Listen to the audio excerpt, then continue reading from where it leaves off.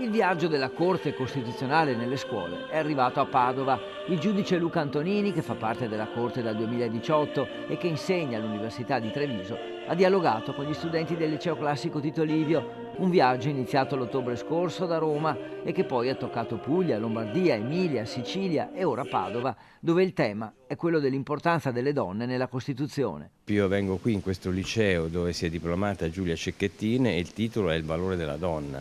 Il valore della donna è stato affermato grazie alle sentenze della Corte Costituzionale, che piano piano hanno rivalutato questo ruolo. Pensi che nel 1960 una donna non poteva fare il prefetto. Lo scopo di questi incontri è quello di mantenere viva e accrescere la consapevolezza delle funzioni che la Corte esercita a garanzia dei principi e delle libertà fondamentali e per far conoscere i diritti e i doveri sanciti dalla Costituzione. La Corte Costituzionale, far capire ai giovani la Corte Costituzionale cos'è, vuol dire far capire cos'è la democrazia.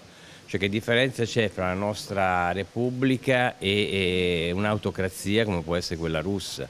Cioè la differenza non è solo le elezioni, perché anche di là ci sono elezioni. Il problema è che qui c'è una Corte Costituzionale che quando il potere diventa arrogante lo può bloccare, no? E noi dichiariamo incostituzionali le leggi e quindi facciamo capire che non c'è nessun potere assoluto. Un viaggio importante, sottolinea il professor Antonini, perché a volte anche gli adulti non conoscono bene quest'organo dello Stato. Purtroppo è poco conosciuta la Corte Costituzionale, talvolta anche fra i grandi si fa confusione fra la Corte Costituzionale e la Corte di Cassazione, ad esempio, e non si capisce questo ruolo che è fondamentale.